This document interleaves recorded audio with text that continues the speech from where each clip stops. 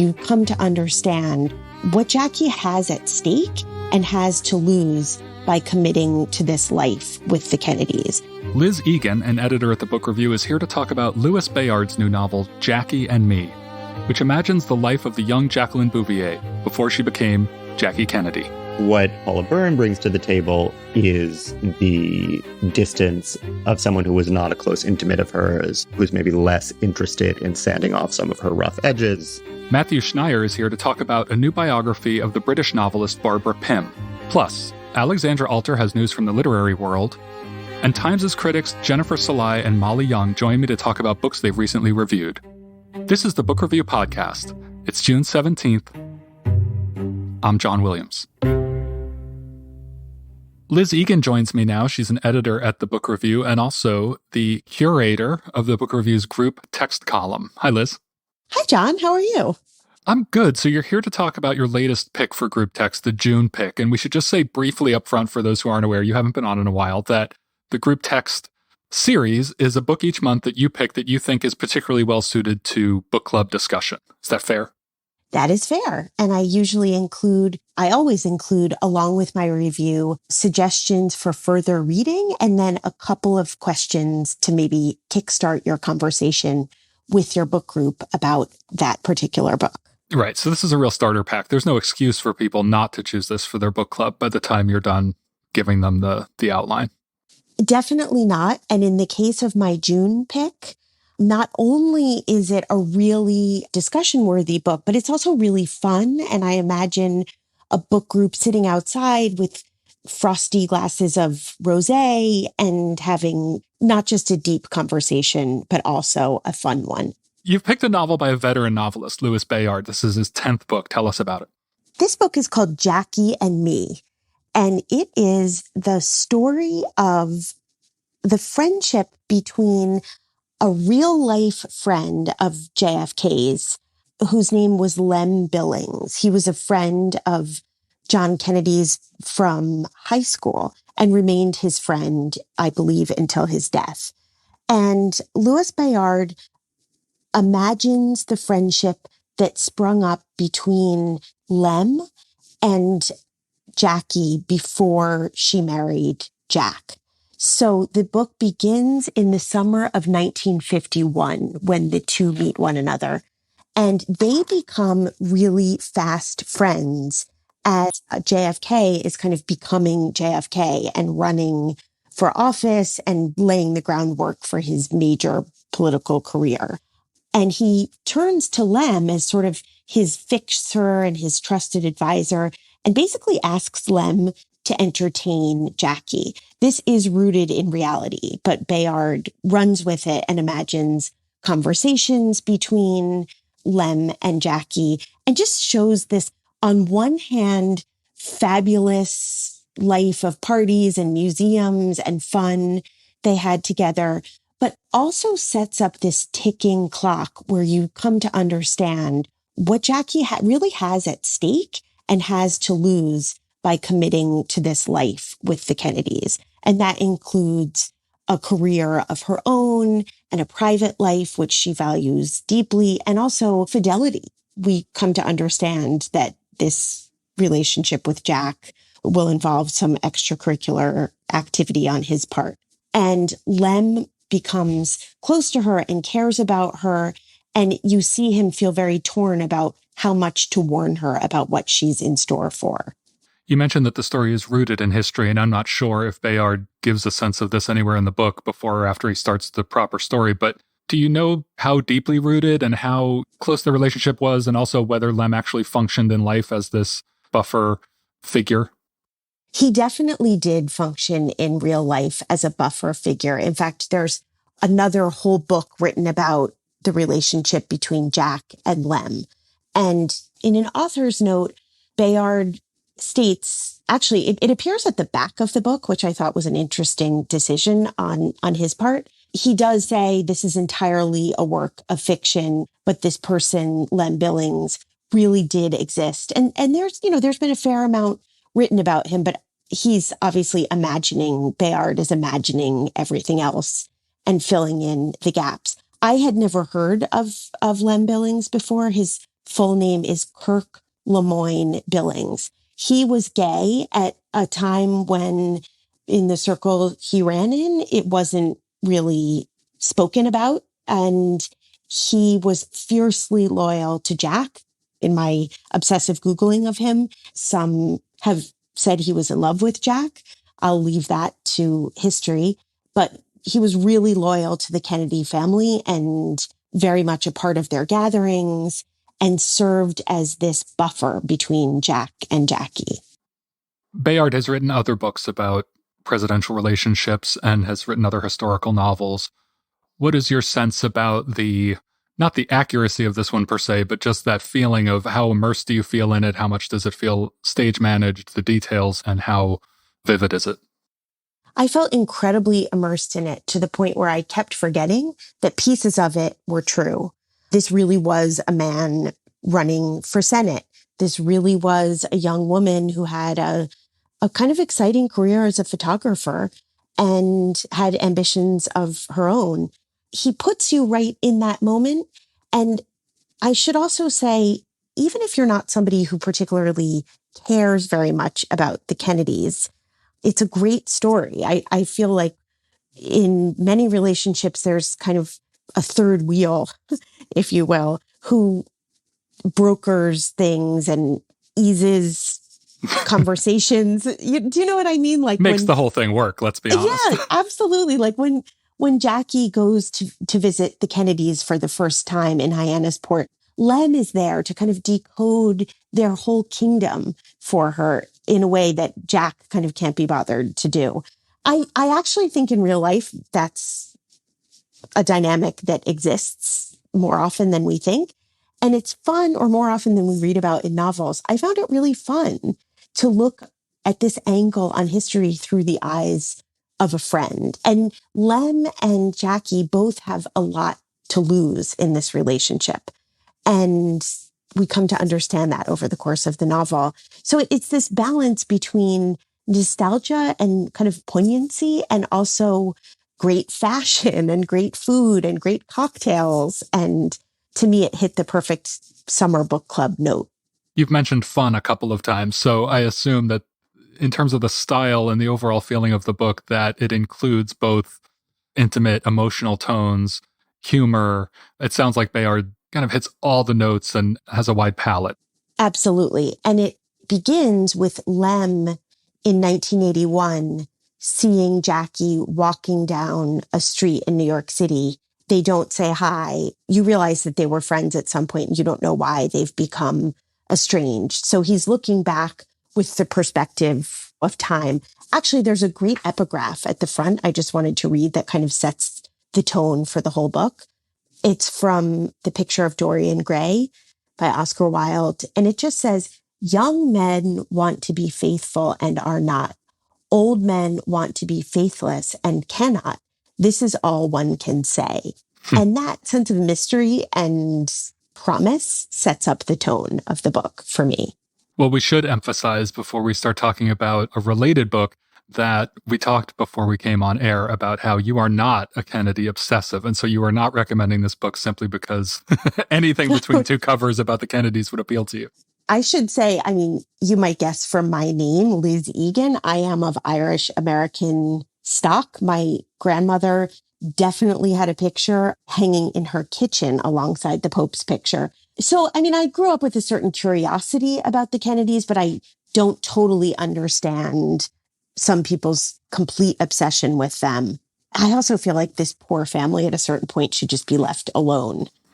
But this book didn't feel to me like it crossed any ethical boundaries, and it just drew me in. The other book that I wanted to mention is another book that doesn't name the Kennedys, but is inspired by a Kennedy story. It's called Meant to Be, and it's by Emily Giffin. It came out on May 31st, and it reimagines the story of JFK Jr. and Carolyn Bessette Kennedy, who was his wife. They died together in a plane crash in the summer of 1999.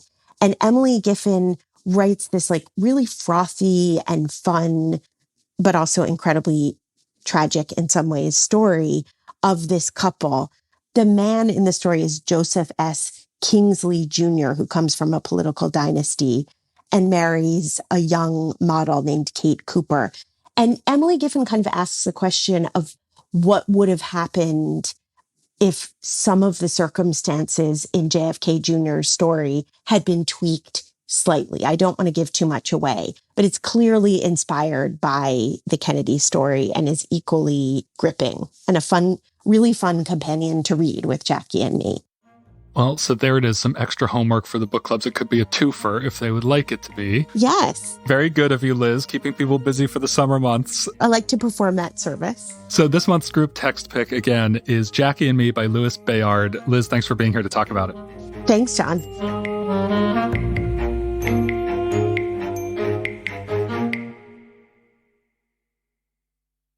I'm Lulu Garcia Navarro, the host of First Person, a show from New York Times Opinion. When we hear the word opinion, we often think of hot takes, a point of view in reaction to the news. But what about the experiences that shape people's opinions? I would definitely consider myself, during that time, conservative. I apologize, Lulu. I don't know how to answer that. It's hard to explain your life to somebody who's never heard it before. You know what I mean? Each week, we'll introduce you to people whose stories help us understand our complicated world. Because every opinion starts with a story. You're like, yeah, we should unionize. And it's like, yeah, I'm pretty sure that's actually a felony. That's the heart of the story in a lot of ways. How did I find myself pregnant? I poured my life into becoming a strong pastor. This diagnosis was telling me, you can't be that anymore. First Person. Listen wherever you get your podcasts. Matthew Schneier is here. He is a features writer at New York Magazine and The Cut, and a former colleague of mine here at the Times. He recently reviewed for us a new biography, The Adventures of Miss Barbara Pym by Paula Byrne, and he's here to talk about both that and Pym's work. Hi, Matt. Hi. Great to have you here. So this is a big biography. Let's start by telling people Pym is one of those writers who comes in and out of fashion, as you note in your review. So just give us a thumbnail sketch of who she was, when she wrote, and what her books were like. Barbara Pym was an English novelist whose life spanned much of the 20th century. She began writing really young. Her first novel she ever worked on, I think, was at 16. And after she went up to Oxford, she began writing in earnest. And the first novel of hers that was ever published a number of years later was begun there and based on kind of the friends that she made there. She had a real run of modest, polite success between 1950 and I think 1961. She published 6 novels in pretty quick succession, and they're great. If people haven't read them, and I know many people haven't, even though among the sort of devoted Pym heads, she's a real passion. They're these little sweet character sketches, very clever, very witty. She was often compared to Jane Austen, which was a writer that she loved and appreciated, but also a kind of very easy comparison, whereas Pym, I think, is a little bit, her ironies can be a little bit darker than some of Austen's. And there's a sense in her work that she is spotlighting characters who are not the kind of Emma Woodhouses who are beautiful and rich and effervescent. They're what she sort of ended up calling excellent women, which is the title of I think, her best sort of starter novel. These women who are well brought up and very proper, a little bit pious, but can also be a little dowdy, a little dreary, a little bit easier to overlook. I mean, I think one thing that's great about Pym is that she yanks the spotlight away from these more explosive, more effervescent characters that other novelists might focus on, and focuses on these excellent women who are often seen at the periphery, kind of observing, often judging, but have an incredible insight and perspective of their own. So it's 2022. Why this biography now, and what does Paula Byrne bring to the table? So, as you say, Pym has little vogues. Every couple of years, people are always rediscovering her work and then somehow always seeming to forget it a bit. This happened in her own lifetime. In the early 60s, she was still writing, and her publisher quite callously dropped her. They just felt that the swinging 60s were on the rise, and these were years where Dr. No was the bestseller, the James Bond book, or at least the bestseller from her publishers, Jonathan Cape. And There was just the feeling that there wasn't an interest in the kind of work that she was doing. And she spent 15 or so years basically in the literary wilderness after that, still writing entire novels, but basically for herself and her friends until fortunes and tastes changed again and she was ushered back into the spotlight. And so that's happened to her a number of times in her career, never quite so much in the wilderness, but people discover her and there are appreciations of her, and then she subsides into the ranks of sort of minor novelists. We should note that poor Miss Pym has been dead for 42 years now, but this keeps happening to her reputation. She has gone to her ultimate subsidement, sad to say. But yes, her reputation, I would say, has only grown in the years since her death. And one of her closest friends and colleagues, a woman named Hazel Holt, along with Pym's beloved younger sister, Hilary, have taken up the mantle of Pym's studies and published, after her death, a collection of her letters and diaries, which functioned as a kind of biography, or they called it an autobiography, even though Pym herself did not oversee it. Hazel Holt then wrote a biography a few years later than that herself. But I think what Paula Byrne brings to the table is the distance of someone who was not a close intimate of hers, who's maybe less interested in sanding off some of her rough edges, and who's really willing to do the significant work of a serious, meaty, lengthy, as you say, biography. And as far as I know, it's the first to do this full a treatment using the huge store of Pymiana at the Bodleian Library at Oxford, where she donated her papers.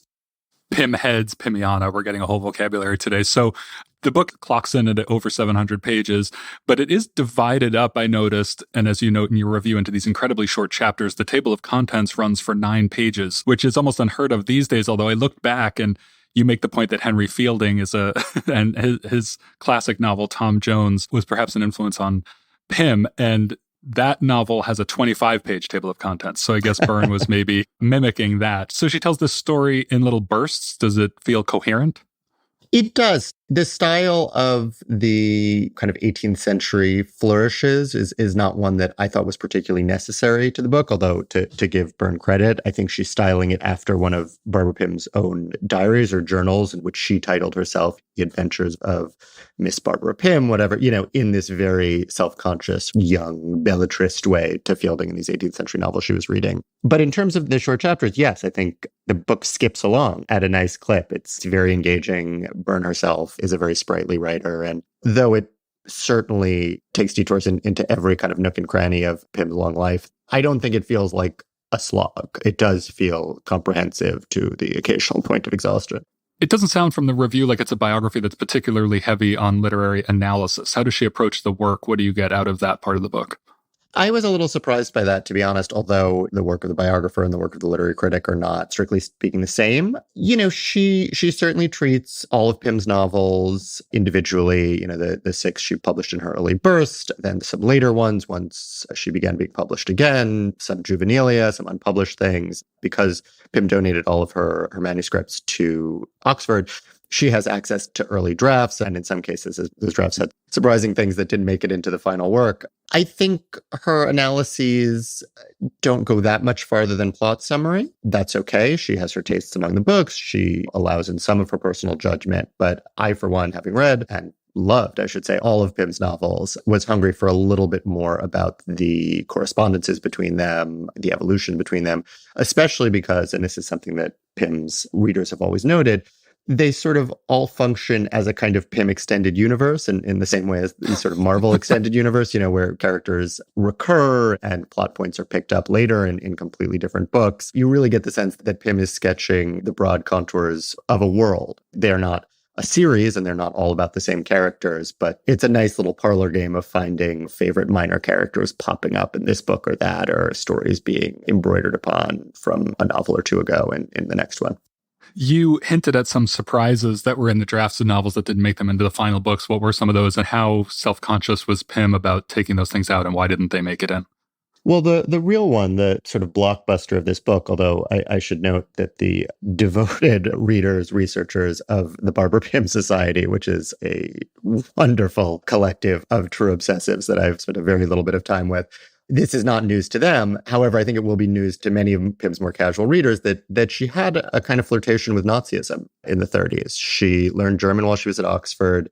She was an ardent Germanophile. Byrne is very good about the ways in which she styled herself in the German mode. She wore a Tyrolean hat. She would pepper her speech with German phrases pretty irrelevantly. And she ended up visiting Germany several times in the 1930s as Nazism was on the rise, and in fact fell in love with a member of the SS, we think, most likely the SS. There's some debate about that, but I tend to agree with Byrne that it seems most likely that he was in the SS, the Hitler Guard.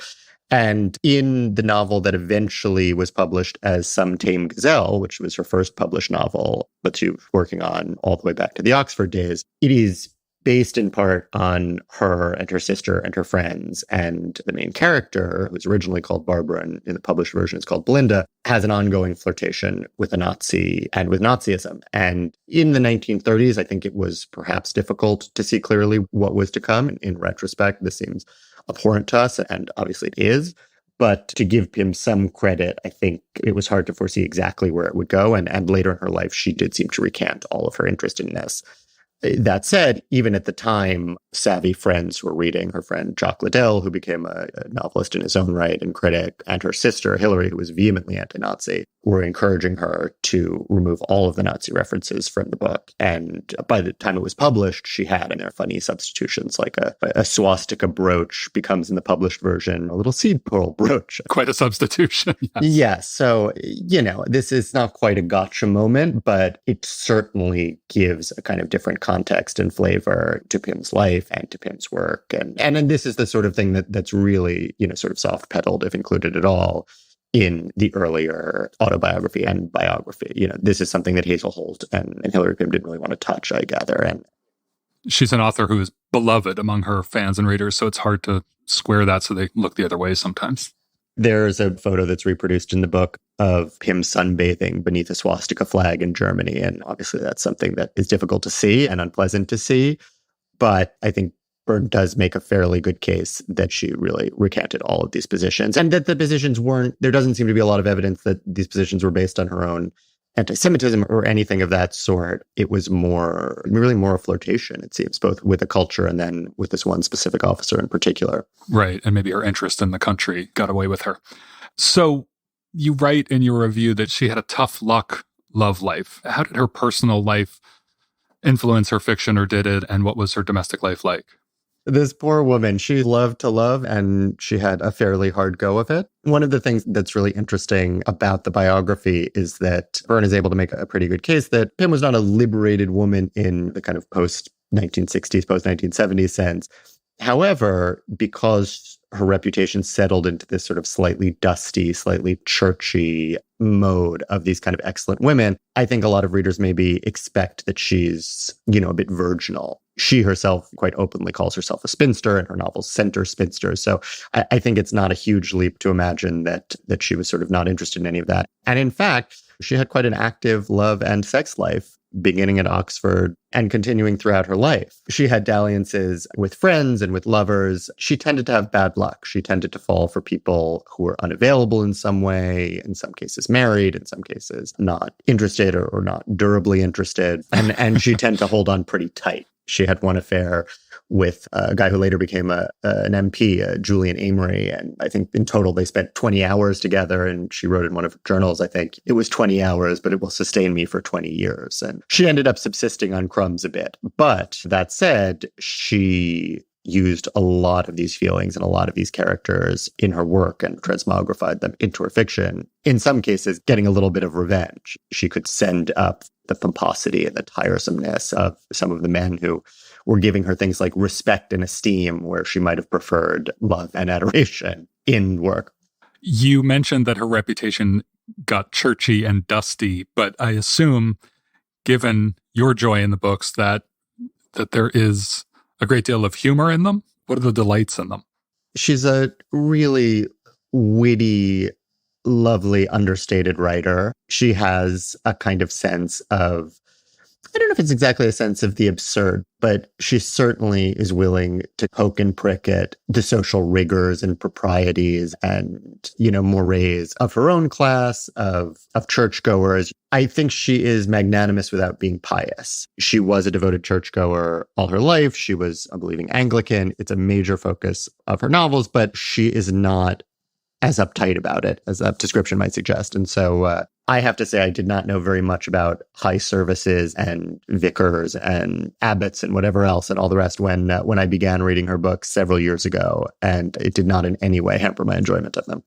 Well, you mentioned briefly Excellent Women, which I think is both, it is considered probably her best, but also it's her most famous at this point. I'm curious as to whether the other books blend into each other a bit tone-wise, or whether there's one other than Excellent Women that rises above to you and becomes better than the rest. Her books certainly all are a kind of self-contained canon, but I do think just about every individual one that I've read is a worthy and wonderful small novel. I shouldn't keep calling them small. That sounds condescending and reductive. They're actually a kind of perfect gem-like novel, and I appreciate them much more for that. I mean, my constant complaints about Paula Byrne and her 700-page biography suggest anything. It's that maybe my sweet spot is 200 to 300 pages. My favorite among them after Excellent Women is one called A Glass of Blessings. It's a little bit later on. It features unusually a central protagonist who's married and who's dealing with the ups and downs of a long and perhaps slightly stale marriage. It also, in an interesting way, brings in the perspective of gay characters. Pym was very friendly with and sometimes a bit in love with gay men throughout her life. They were some of her most devoted readers. They were some of her best friends.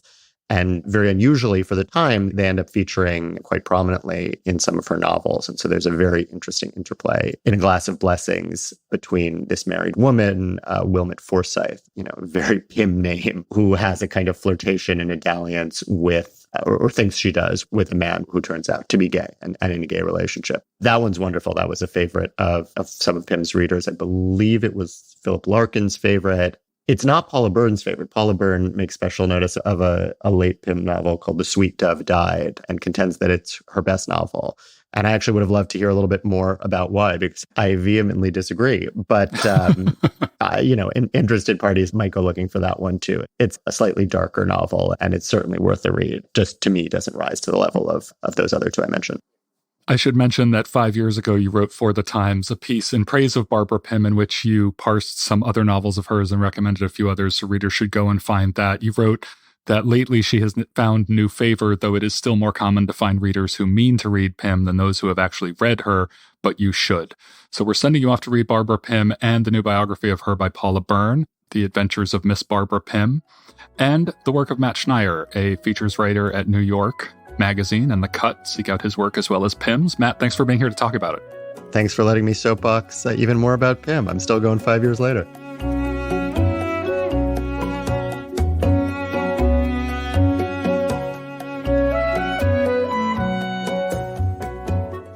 Alexandra Alter is here with notes from the literary world. Hi, Alexandra. Hi, John. You talked to a real character recently. Werner Herzog, the filmmaker, has done something new at his advanced age. Yeah, so Werner Herzog has just released this week a new novel. It's his debut, and he's almost 80 years old. And of course, he's known for his filmmaking. He's made more than 70 films by his count. And so it was a surprising late career turn. And I wanted to talk to him about why he made this shift. He has written some notable nonfiction books before. That's right. He has been writing throughout his career, and he's written a lot of poetry. I don't think he's published much of it, but he's written some books of essays, books of journals. One of his more well-known books, Of Walking in Ice, describes this journey he made on foot from Munich to Paris. It was 600 miles in the dead of winter. He went to visit a dying friend, and he wrote about it. Another one that I think is quite well known is his account of all the disasters that occurred while he was making his film Fitzcarraldo in the Peruvian jungle. There were many, including a crew member who had to amputate his own foot with a chainsaw after a venomous snake bite, plane crashes, fires. He's definitely a writer as well as a filmmaker. And what was surprising to me, though, is the extent to which he identifies himself that way creatively. He told me he believes he'll be remembered more for his prose than his films. And so this story that he tells in his first novel, The Twilight World, is one that he has been ruminating on for more than 25 years and thought about making a film about, but ultimately decided it would work better in a novel form.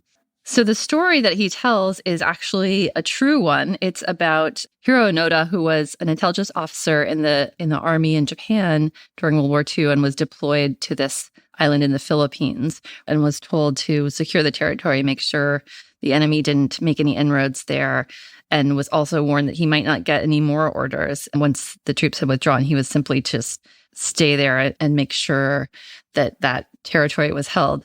And so he followed those orders for an extraordinary amount of time. And he was there in the jungle for nearly 30 years. He refused to believe that Japan had surrendered, that the war was over. When leaflets were dropped announcing the end of the war, he saw spelling errors and assumed they were enemy forgeries. So it's really a very Werner Herzogian character. You know, Herzog loves these extreme figures like Timothy Treadwell, the man who embedded himself with grizzly bears to his own detriment. He was mauled to death. Or he loves stories about people who go to the edge of a volcano that's about to erupt. Anyone who is testing themselves against nature. And so Onoda was very much one of these figures. And what was, I think, even more compelling for Herzog was that he had met him when he was in Japan in the 90s to direct an opera. He was asked if he wanted to meet the emperor, and he said no, which caused a great amount of shock amongst his colleagues. It was like an incredible faux pas. And then they said, well, then who else do you want to meet? And he said, Onoda, and they met. And so he told me that he based this novel largely on those conversations that they had, as well as Onoda's own autobiography. Did he tell you why he didn't either make this a film or write it as a nonfiction book since he knew him personally? I did ask him that, and he's not quite comfortable with the fiction label. He said, I understand why they categorized it this way, but I'm not sure if it is a novel. It's very much written like a novel because apart from the first-person account of meeting Onoda, which occurs at the beginning and the end, the bulk of the narrative is from a close third-person account of what Onoda experienced in the jungle. So it doesn't quite have that heft of nonfiction. But when I asked, why did you write this as a novel? He gave me the most Werner Herzogian answer that you can imagine. He basically said the way that time operated for Onoda, you couldn't capture in film. This is what I'll give you the direct quote. He said, we settle ourselves into a grand fiction of present time. It is a fiction. Technically, present time does not exist. Our sense of present time is technically impossible because when you lift a foot from the ground, lifting it up is already past. Setting it down on the ground is already future. So he felt like this was something that he couldn't capture in film. He needed to explore the strange mental space that Onoda was experiencing, as well as the way time can speed up or slow down in the jungle. Herzog has spent a lot of time in the jungle himself. So he decided a novel was the way to do it. I think there was also a practical reason, which was that he wrote this book at the start of the pandemic when his film production was shut down, and his wife Elena told him, basically, you need to do something. he's a hyper-productive person. So he wrote this novel, and then right after, he wrote his autobiography, which is 300 pages and is being translated from German as we speak. Oh, wow. So we'll get that soon-ish. It should be soonish, yes. And it has a fantastic title, which comes from one of his films. It's Every Man for Himself and God Against All. So, okay. Given that title and the quote you read, I assume that many of our listeners are familiar with Herzog. And I don't know whether a persona is the right word because it seems to just be him. It's not something he puts on. He's a very interesting guy with a very interesting way of seeing the world and speaking about it. What was it like to meet him? I assume you did this over video? We did it over video because he was in Austria in the mountains where he just finished recording the audiobook of The Twilight World and of his memoir. He did the German version of the memoir and then the English version of the audiobook. He was a fascinating person to talk to and also a challenging interview subject because this has come up in other interviews he's done, of course. He's given many over the years, but he says, and it's true from my experience, he's very averse to self-reflection and introspection. So if you try to probe why he's interested in certain subjects or the way that he works or what inspires him, he really has very little patience for those questions. He really wants to talk about either these figures that he has lionized in his work, either in his films or now in his novel, or what they represent. So a lot of his reflections on those characters are very philosophical. He will not waste any time on small talk or talking about himself. So there isn't any small talk, which isn't surprising to me, but is there any sense of warmth, or is it just like talking to an intimidating oracle? No, he was quite good-humored, and it's exactly like you say, it's not a persona that he puts on. This is simply who he is, and it's very much like the voice that you hear narrating his documentary. The voice in his prose is very similar to that. I haven't read his poetry, but I have to imagine it's along those lines too. So yeah, it is kind of like engaging with the Werner Herzog that we've seen over the years. That's amazing. I really wish I could have been a fly on the Zoom while this was happening. But as always, people can go online and read the full piece of your interview with Herzog and your take on the book, which is really great in and of itself. Alexandra, thanks for being here. Thanks so much for having me.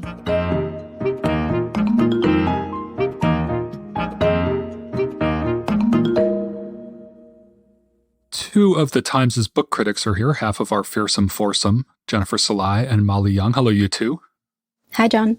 Hey, John.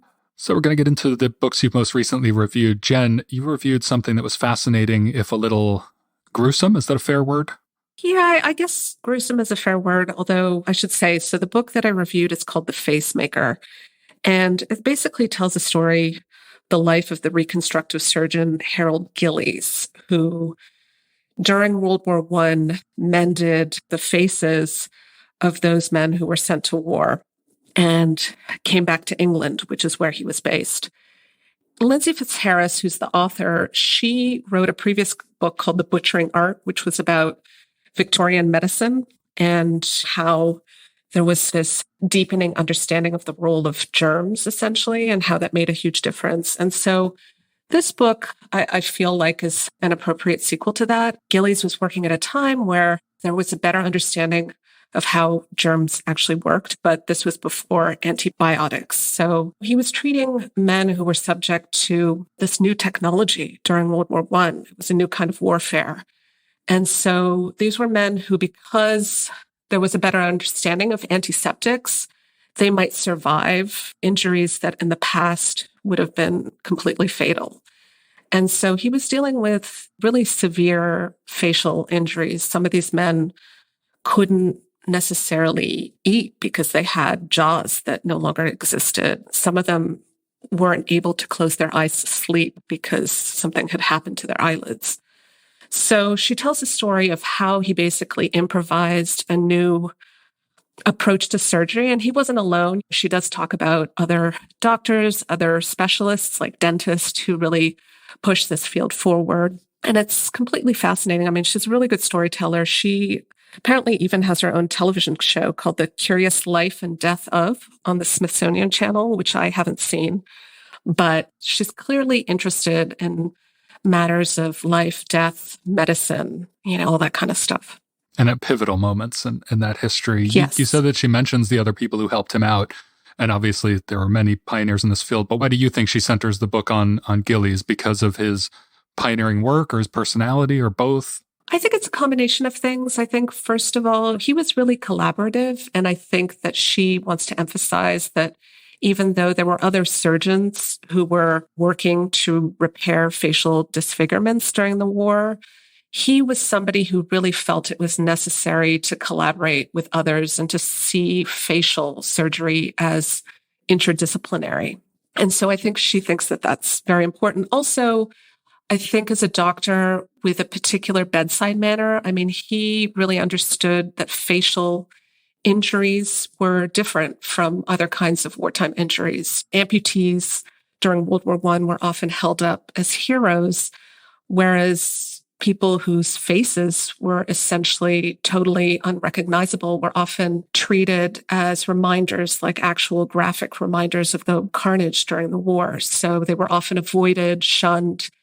And so he really took it upon himself not just to treat the physical injuries, but to give them the kind of psychological encouragement that a lot of these men, she consults some of their papers. It was very, very meaningful to them. Is it a story, the way she tells it, that feels sort of mostly like a narrative science history, or is that human element really stressed throughout? I mean, I imagine there's something very moving about his relationships with some of these men and certainly what they're going through. She is very interested in the human element, and it is very moving, especially when she covers the experience of some of the men who found themselves in his care. And so she recreates what actually happened to them and how they found themselves being treated by him.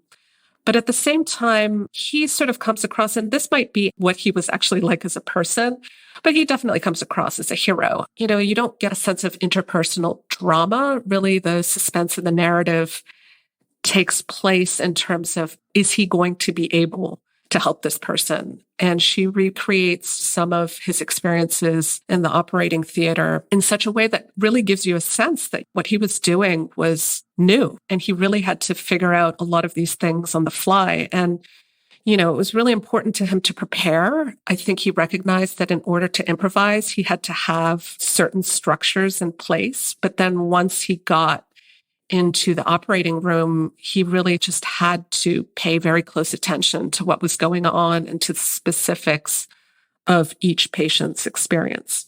Yeah, well, and some of the things he pioneered are really incredible, reading about them in your review. I'll close by asking, on a scale of 1 to 10, squeamishly, how high up do you have to be before this becomes a tough read? It's pretty intense, I would say. Fitzharris, I give her credit because you could be really voyeuristic with this book, and she's not really interested in that, although I think it's really important for her, as well as for the narrative, to be specific and to evoke exactly what was going on, especially what made these facial wounds so difficult to treat. So she really does have to get into that stuff. I would say 1 to 10, maybe a 6 or 7. But I should also say that there are a series of photographs in the book, which readers can skip because they're all collected in the middle, where you actually get some of the photographs of the patients that were taken at the time. And the transformation that Gillies was able to make on some of these patients is really astonishing. But at the same time, you look at what they started out with, and I can imagine that it was really difficult for a lot of these patients to handle. Molly, you reviewed a book that is also about a fascinating subject, obviously one that is less life or death oriented, but one that especially I think people who grew up, and the three of us, our general age group, looping Jen and I into your younger cohort, we all grew up with this structure very much in our lives. What book did you write about this week? I wrote about a book called Meet Me by the Fountain, An Inside History of the Mall by the design critic Alexandra Lang. And this is as the subtitle says, an inside history. So what is the purpose here? To draw us from the earliest malls to the current day? And is there a larger argument behind the book, pro-mall or anti-mall?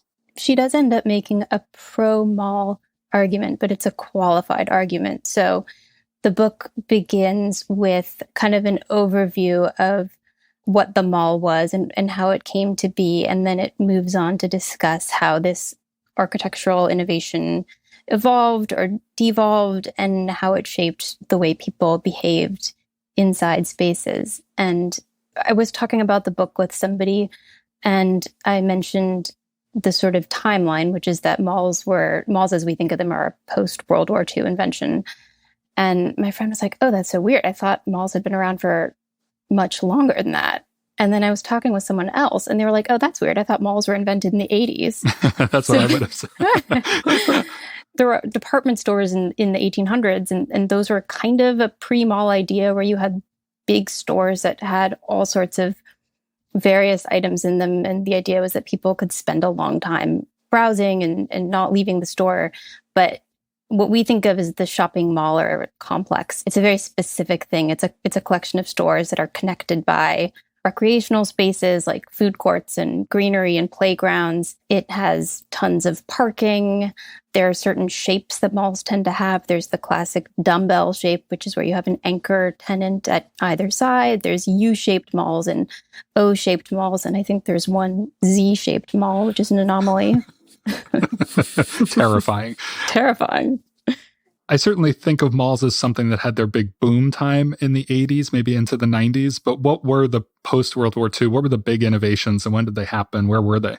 So they happened in the Midwest. All roads lead back to this one guy named Victor Gruen, who fled Vienna in the late 1930s and arrived in New York. And he'd studied architecture, so he started working in retail. And the interesting thing about Gruen is that politically and culturally, he was very much a socialist. And so it's funny that this is a guy that basically invents the great American temple of consumerism. But on the other hand, Lang points out that this is also a guy who's a fan of very large top-down planning efforts. And if you look at his earliest proposals for malls, these were spaces that weren't just shops, but they also had post offices and schools and community centers and dentists. And so in his conception, there is always a civic dimension to the mall that obviously later went away because it wasn't contributing to the cash spent per square foot. He wasn't just interested in pretzels and CDs, is what you're saying? Yeah, amazingly, no. Through the book, you introduced me to this concept called a Gruen transfer, which puts a very specific term to something that I've felt in my soul many times. What is that? Oh, yes, the Gruen transfer.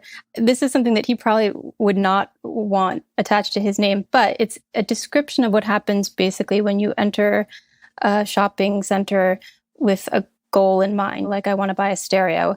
And then by exposure to other things, you end up buying something else and something else and something else. You know, maybe a Mrs. Fields cookie and then maybe a pair of earrings on your way back out.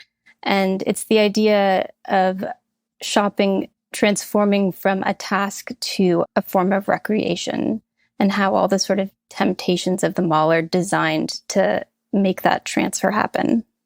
You said that it is pro-mall, but with qualifications. I would say that the anti-mall case, at least the way I've heard it from people over the years, could be summed up as it's a bit soulless. It's that Gruen transfer, I guess, is the negative side of that, is that you end up just spending your money on some useless things. But what are the arguments that Lang makes for revivifying malls? Because a lot of them have been abandoned and defunct now, but she wants to, I assume, bring them back with some qualifications. Exactly. And she mentions this whole genre of dead mall, zombie mall photography and exploration, which if you go on YouTube or Reddit, there's a thriving community of people who take photos of decaying malls. And it's true that, they are very difficult to repurpose. It's not easy to turn a mall into housing or a school because it's such a specific structure. But she points out something really interesting, which is also something that Joan Didion pointed out in her essay about malls. And the idea is that this commercial imperatives around malls accidentally created a form of space that accommodated people who don't otherwise have a lot of societal power. So the young, the old, the disabled, the poor, a mall has to be compliant. So there have to be ramps and easily accessible elevators and signage. And it's also climate controlled. So if you live somewhere where there are extremes of weather, you can go into a mall for free in theory and escape that. There's bathrooms, some form of security. Sometimes it's a good thing, sometimes it's a bad thing. But, at one point, teenagers could go to a mall and their parents would allow them to do that because there would be mall cops. And so there is the assurance that nobody would get into too much trouble. Of course, the other side of that is that mall cops can be forces of harassment and irritation, especially for skateboarders. You sound like you speak of experience there, but we won't get into that. Yeah, so the idea is that in theory, a mall could be a very welcoming place and it could perform a service. But in reality, there are a lot of reasons why that tends not to be the case. I did find myself, while I was reading your review, you were sort of enunciating some of these things about what a mall can be. And it was as if the concept hadn't existed before. And I thought, wow, this really does sound like a great idea. So maybe there is a way to bring it back and just keep the great stuff and ameliorate some of the bad stuff somehow. Let's go over again the books you reviewed most recently. I reviewed The Facemaker, A Visionary Surgeon's Battle to Mend the Disfigured Soldiers of World War I by Lindsay Fitzharris. I reviewed Meet Me by the Fountain, An Inside History of the Mall by Alexandra Lang. Remember, there's more at nytimes.com/books. And you can always write to us at books@nytimes.com. The Book Review Podcast is produced by the great Pedro Rosado from Headstepper Media. Thanks for listening. For the New York Times, I'm John Williams.